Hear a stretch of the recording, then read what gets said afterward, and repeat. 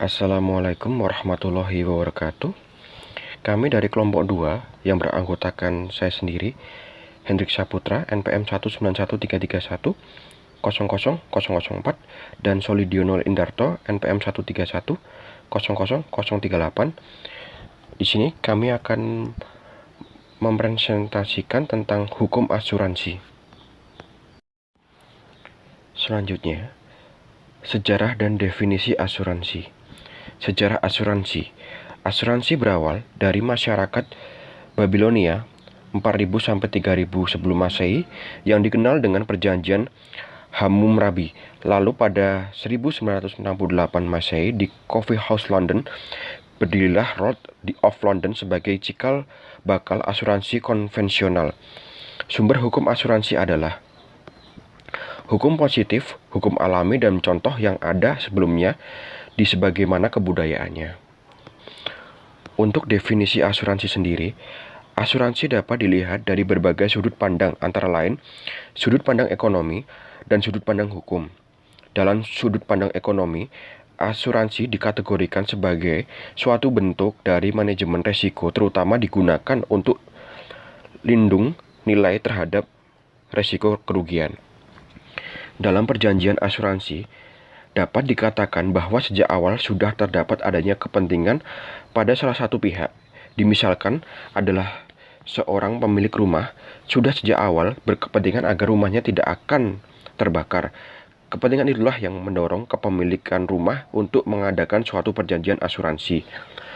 Pengertian atau definisi autentik asuransi terdapat dalam pasal 1-1 Undang-Undang Nomor 2 Tahun 1992 tentang usaha perasuransian yang merumuskan bahwa asuransi adalah perjanjian antara dua belah pihak atau lebih dengan mana pihak penanggung mengikatkan dari pihak tertanggung dengan menerima premi asuransi untuk memberikan penggantian kepada tergantung karena kerugian, kerusakan, dan kehilangan keuntungan dan diharapkan atau tertanggung hukum pihak ketiga yang memungkinkan akan diderita tertanggung yang timbul dari suatu peristiwa dan tidak pasti atau memberikan suatu pembayaran yang didasarkan atas meninggal atau hidupnya seorang yang dipertanggungkan. Selanjutnya, berdasarkan definisi hukum yang terumat dalam UU Perasuransian dan KUHD dapat dirumuskan 4 unsur pokok yang terdapat dalam satu perjanjian asuransi sebagai berikut. Yang pertama itu pihak tertanggung atau insured, yaitu pihak yang berjanji untuk membayar untuk premi kepada pihak penanggung sekaligus atau secara berangsur. Yang kedua, pihak penanggung atau insurer atau asuradur yang berjanji akan membayar sejumlah uang kepada pihak tertanggung sekaligus atau secara berangsur kepada apabila terjadi suatu yang mengandung unsur tidak tertentu. Untuk yang ketiga, suatu peristiwa yang tidak tertentu atau evenement.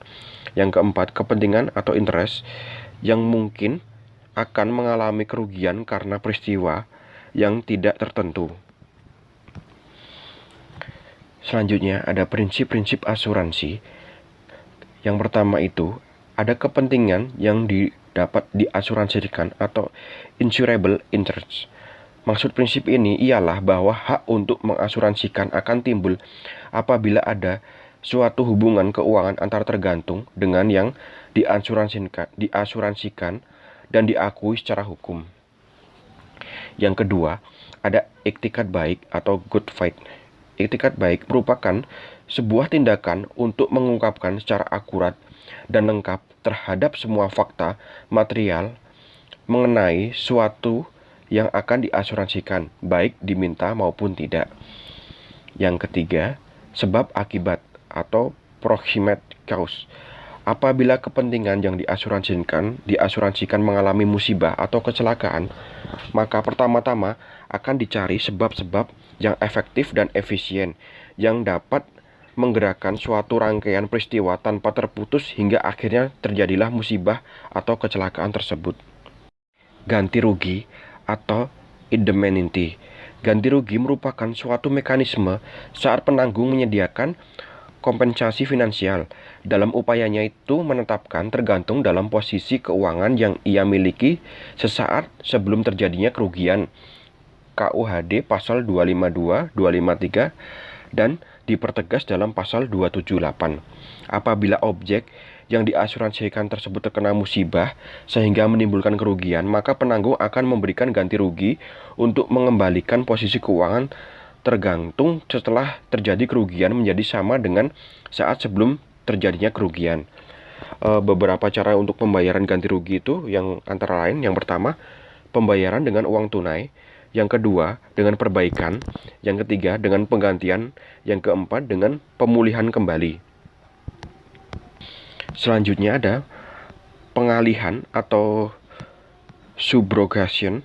Prinsip subrogasi diatur dalam pasal 284 Kitab Undang-Undang Hukum Dagang yang berbunyi, apabila seorang penanggung telah membayar ganti rugi sepenuhnya kepada tertanggung, maka penanggung akan menggantikan kedudukan tergantung dalam segala hal untuk menuntut pihak ketiga yang telah menimbulkan kerugian pada tergantung. Selanjutnya ada kontribusi. Prinsip kontribusi berarti bahwa apabila penanggung telah membayar penuh ganti rugi yang terjadi hak tertanggung, maka penanggung berhak menuntut perusahaan-perusahaan lain yang terlibat dalam suatu pertanggungan secara bersama-sama menutup asuransi harta benda milik tertanggung untuk membayar bagian kerugian masing-masing yang besarnya sebanding dengan jumlah pertanggungan yang ditutupnya. Sebagai contoh, tertanggung mengasuransikan 1 unit untuk bangunan rumah tinggal harga 100 juta rupiah kepada 3 perusahaan asuransi. Asuransi A sebesar 100 juta, asuransi B sebesar 50 juta, dan asuransi C sebesar 50 juta. Dan untuk totalnya itu 200 juta. Apabila bangunan tersebut terbakar habis mengalami kerugian total, maka mekanisme yang akan diganti itu asuransi A itu 100 juta dibagi 200 juta dikali 100 juta ketemunya 50 juta, yang asuransi B 50 juta per 200 juta dikali 100 juta ketemunya 25 juta, dan asuransi C 50 juta per 200 juta dikali 100 juta sama dengan 25 juta. Selanjutnya, untuk pembedaan jenis-jenis asuransi. Pembedaan menurut Undang-Undang Perasuransian. Undang-Undang Nomor 2 Tahun 1992 tentang perasuransian membedakan asuransi ke dalam 2 jenis perusahaan yang meliputi, yang pertama itu usaha asuransi kerugian, yang kedua usaha asuransi jiwa, dan yang ketiga usaha asuransi sementara. Sementara itu untuk usaha penunjang asuransi terdiri dari, yang pertama usaha pialang asuransi, yang kedua usaha pialang asuransi, yang ketiga asuransi agen asuransi, yang keempat asuransi penilaian kerugian asuransi, dan kelima usaha konsultan aktuaria. Usaha asuransi. Yang pertama itu usaha asuransi kerugian. Usaha asuransi kerugian adalah memberikan jasa dalam penanggulangan risiko atas kerugian. Yang kedua itu usaha asuransi jiwa. Usaha asuransi jiwa adalah memberikan jasa dalam penanggulangan risiko yang dikaitkan dengan hidup atau meninggalnya seseorang yang dipertanggungkan. Yang ketiga, usaha reasuransi. Usaha reasuransi adalah usaha yang memberikan jasa dalam pertanggungan utang terhadap risiko yang dihadapi oleh perusahaan asuransi kerugian dan perusahaan asuransi jiwa. Selanjutnya, ada usaha penunjang asuransi. Yang pertama itu ada usaha pialang asuransi. Menurut pasal 1 angka 8 Undang-Undang Perasuransian, yang dimaksud dengan perusahaan pialang asuransi adalah perusahaan yang memberikan jasa keperantaraan dalam penutupan asuransi dan penanganan penyelesaian ganti rugi asuransi. Ada manfaat pialang asuransi. Yang pertama itu mengenal dan menganalisis resiko yang dimiliki tertanggung. Yang kedua, memberikan saran bagaimana menangani resiko kepada tertanggung. Yang ketiga, mendesain program asuransi yang sesuai dengan kebutuhan tertanggung. Yang keempat, mengoleksi perusahaan asuransi dari segi kekuatan dan keuangan dan segi komitmen serta reputasi. Yang kelima, mempresentasikan risiko dan menegosiasikan ruang lingkup jaminan yang luas serta premi yang bersaing kepada perusahaan asuransi. Yang selanjutnya, menentukan kondisi dan situasi setiap adanya perusahaan dalam institusi asuransi secara konsisten. Dan yang ketujuh itu membantu dan menangani klaim yang terjadi dari segi prosedur dan dokumentasi serta menegosiasikan nilai klaim yang wajar dan memadai bagi tergantung. Selanjutnya ada pialang asuransi mengerjakan beberapa pekerjaan perusahaan asuransi meliputi yang pertama itu memasarkan produk dan jasa perusahaan asuransi kepada masyarakat luas. Yang kedua itu menjelaskan kondisi polis kepada calon tertanggung. Dan yang ketiga itu mengumpulkan data risiko yang memiliki calon tertanggung. Yang keempat itu melaksanakan survei ke lokasi risiko. Dan yang kelima itu melakukan seleksi risiko dan menyodorkan kepada perusahaan asuransi sesuai dengan kebutuhan dan prosedur yang ada. Selanjutnya ada fungsi pialang asuransi. Fungsi pialang asuransi yang pertama itu meliputi menetapkan risiko tertanggung kepada perusahaan asuransi yang telah diseleksi baik dari segi manajemen maupun finansial dengan kondisi jaminan yang luas dan dengan harga premi yang bersaing. Yang kedua itu membantu pengurusan dan pelayanan klaim hingga ganti rugi memadai diterima dalam kurun waktu yang relatif cepat oleh tertanggung. Dan yang ketiga, menjadi rekan kerja yang setia dan terpercaya bagi tertanggung sepanjang tahun. Ada usaha pialang asuransi. Kegiatan atau usaha pialang asuransi dijalankan oleh perusahaan pialang resurasi, yaitu perusahaan yang memberikan jasa keperantaraan dalam penempatan asuransi dan penanganan penyelesaian ganti rugi asuransi dengan bertindak untuk kepentingan perusahaan asuransi. Ada usaha agen asuransi, yaitu seorang atau badan hukum yang kegiatannya memberikan jasa dalam memasarkan jasa asuransi untuk dan atas nama penanggung. Selanjutnya ada usaha penilaian kerugian asuransi, yaitu perusahaan yang memberikan jasa penilaian terhadap kerugian pada objek asuransi dan dipertanggungan. Yang selanjutnya ada usaha konsultan aktuaria, yaitu perusahaan yang memberikan jasa aktuaria kepada perusahaan asuransi dan dana pensiun dalam rangka pembentukan dan pengelolaan suatu program asuransi atau program pensiun. Selanjutnya, ada pembedaan menurut ilmu pengetahuan. Ilmu pengetahuan hukum asuransi membedakan asuransi menjadi 3 jenis. Yang pertama, asuransi kerugian, dan yang kedua, asuransi sejumlah uang, dan yang ketiga, resuarsi. Selanjutnya, agar suatu kerugian potensial dapat diasuransikan, maka harus memiliki karakteristik antara lain terjadinya kerugian mengandung ketidakpastian. Selanjutnya, kerugian harus dibatasi. Dan yang ketiga, kerugian harus signifikan. Dan yang keempat, rasio kerugian dapat diprediksi. Dan yang kelima, kerugian tidak bersifat katastrofis bagi penanggung. Selanjutnya ada asuransi kerugian atau losses insurances. Asuransi kerugian adalah asuransi yang bertujuan untuk mendapatkan suatu penggantian kerugian yang mungkin ditimbulkan oleh suatu kejadian. Asuransi kerugian ini memberikan jasa dalam menanggulangi resiko atas kerugian kehilangan manfaat dan tanggung jawab hukum kepada pihak ketiga yang timbul dari peristiwa yang tidak pasti. Selanjutnya ada asuransi sejumlah uang atau sub-insurances. Asuransi sejumlah uang itu meliputi asuransi jiwa dan asuransi sosial. Pembagian ini berdasarkan rumusan pasal 1 butir 1 Undang-Undang Perasuransian sebagai yang dikatakan asuransi atas pertanggungan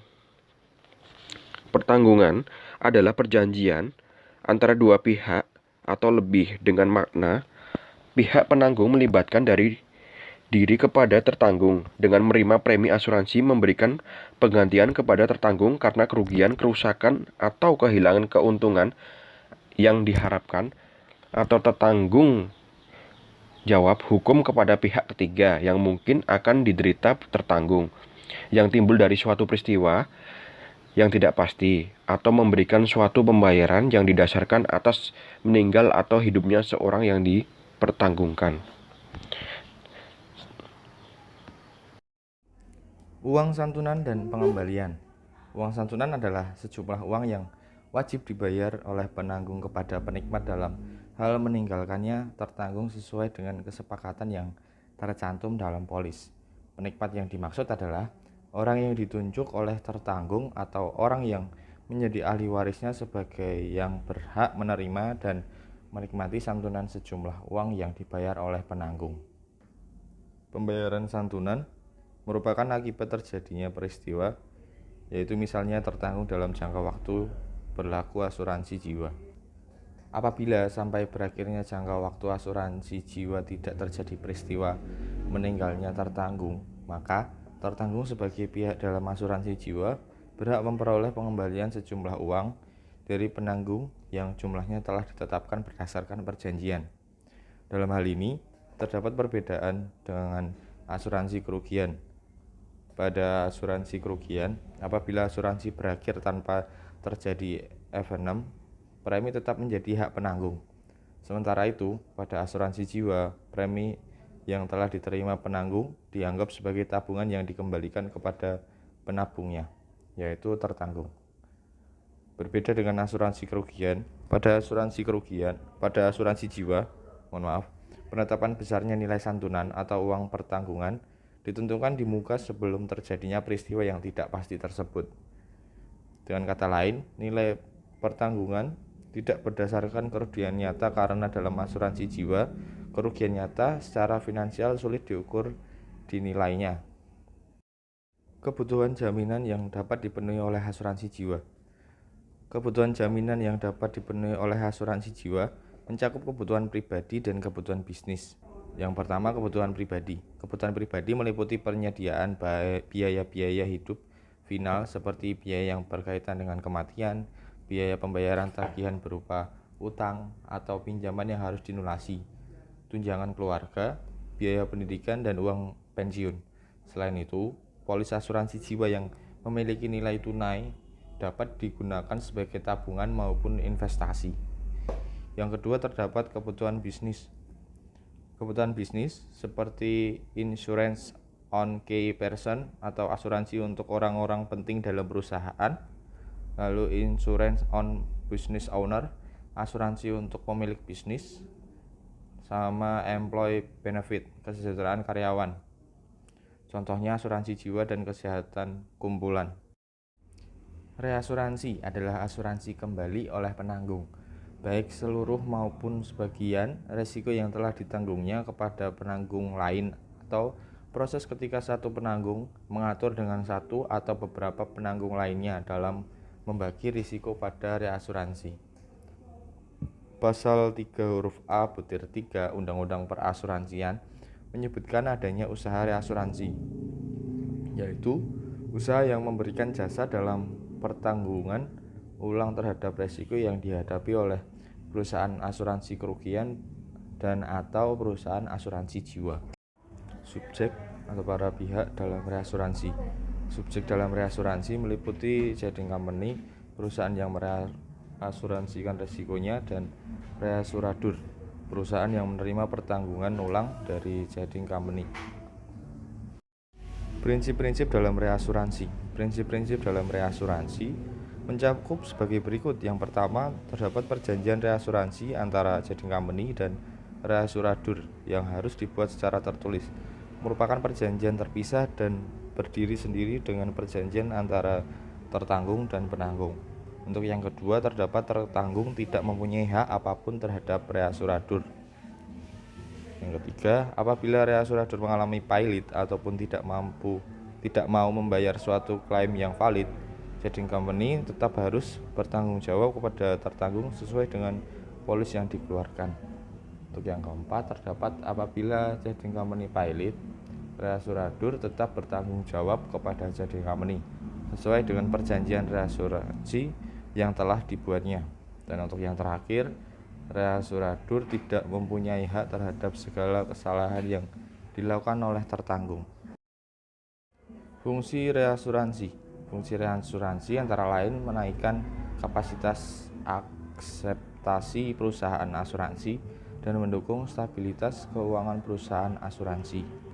Dalam praktiknya, apabila reasuradur yang bersangkutan menampung resiko yang banyak, perusahaan tersebut dapat melemparkan kembali sebagian resiko yang dimaksud dengan perusahaan reasuransi lain, baik di dalam maupun di luar negeri. Lebih lanjut, peraturan pemerintah mengharuskan perusahaan asuransi di Indonesia tidak boleh menahan resiko melebihi 10% dikali modal sendiri. Cara inilah yang disebut dengan retrosesi. Bentuk-bentuk reasuransi. Yang pertama, fakultatif. Bentuk reasuransi fakultatif merupakan bentuk penempatan reasuransi ketika trading company bebas mereasuransikan pertanggungan yang ditutupnya dan perusahaan reasuransi bebas pula untuk menerima atau menolak objek reasuransi tersebut.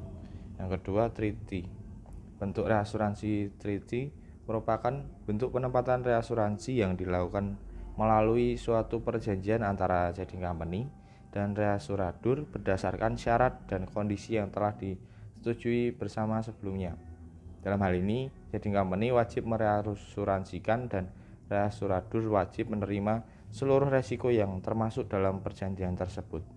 Bentuk reasuransi ini selanjutnya dibagi lagi menjadi proportional treaty dan non-proportional treaty. Proportional treaty terdapat dua. Quota share adalah perjanjian pembagian resiko antara trading company dengan reasuradur yang diatur dalam presentasi tertentu. Misalnya, retensi trading company 30% hingga 100% dan reasuradur 70% hingga 100%. Kedua, terdapat surplus treaty. Surplus treaty adalah perjanjian reasuransi yang berisi tentang persetujuan reasuransi untuk menerima kelebihan suatu resiko di atas jumlah retensi trading company. Jumlah maksimum yang dapat diterima dibatasi dalam jumlah tertentu. Contoh retensi trading company senilai 200 juta, surplus limit 800 juta. Yang kedua, non proportional treaty. Itu terdapat tiga. Yang pertama, excess of loss. Dalam jenis treaty ini, reasuradur hanya akan terlihat terhadap kerugian yang telah melebihi jumlah tertentu yang ditahan oleh trading company. Maksimum keterlibatan reasuradur pun dibatasi hingga jumlah tertentu yang disebut dengan cover limit. Yang kedua, stop loss.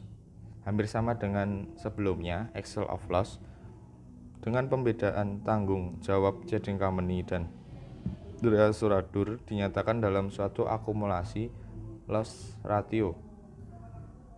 Reasuransi ini oleh trading company digunakan untuk menjaga agar rasio klaimnya tidak melebihi resiko yang ditetapkan.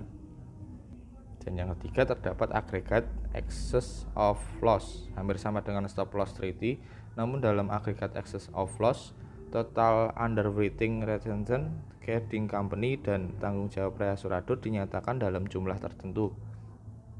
Melanjutkan bentuk reasuransi. Yang nomor 3, terdapat fakultatif obligatory. Fakultatif obligatory adalah sistem ketika trading company tidak mempunyai keharusan mereasuransikan, namun apabila trading company mereasuransikan, maka reasuradur harus menerima. Yang keempat, pool merupakan bentuk perjanjian antara beberapa perusahaan asuransi untuk menempatkan jenis asuransi tertentu dalam satu sentral yang kemudian akan dikembalikan kepada masing-masing anggota. Bentuk reasuransi ini terutama untuk akseptasi risiko-risiko besar seperti asuransi penerbangan dan asuransi terhadap risiko pasar.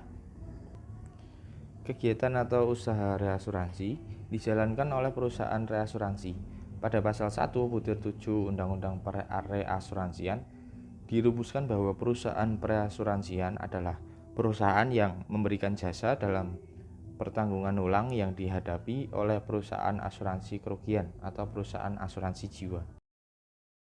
polis. Berdasarkan definisi autentik tentang asuransi menurut Undang-Undang Perasuransian dan KUHD, dapat ditegaskan bahwa perjanjian asuransi adalah suatu perjanjian konsensual. Artinya, adalah perjanjian dianggap telah lahir pada saat tercapainya kata sepakat.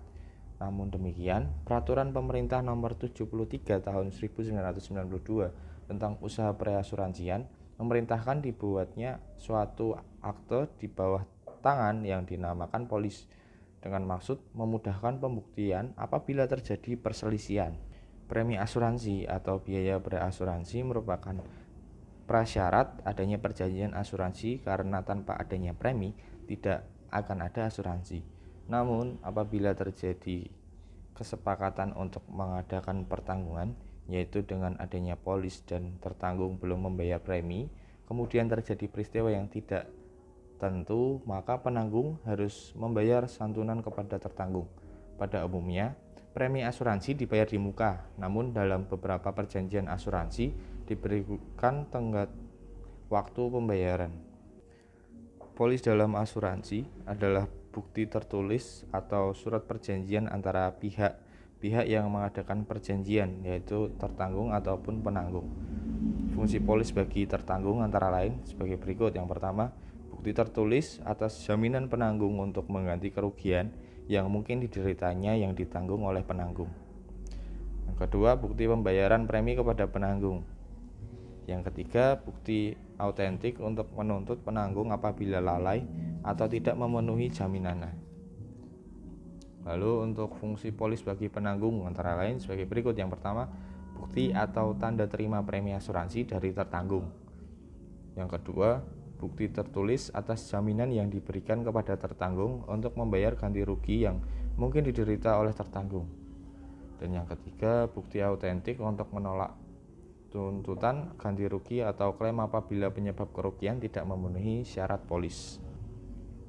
Polis atau bentuk perjanjian asuransi dengan nama apapun berikut lampiran yang merupakan kesatuan dengannya tidak boleh mengandung kata-kata atau kalimat yang dapat menimbulkan penafsiran yang berbeda mengenai resiko yang ditutup asuransinya, kewajiban penanggung dan kewajiban tertanggung, atau mempersulit tertanggung mengurus haknya. Dalam polis atau dokumen yang merupakan kesatuan dengannya harus dimuat perincian mengenai bagian premi yang diteruskan kepada perusahaan asuransi dan bagian premi yang dibayarkan kepada perusahaan pialang asuransi.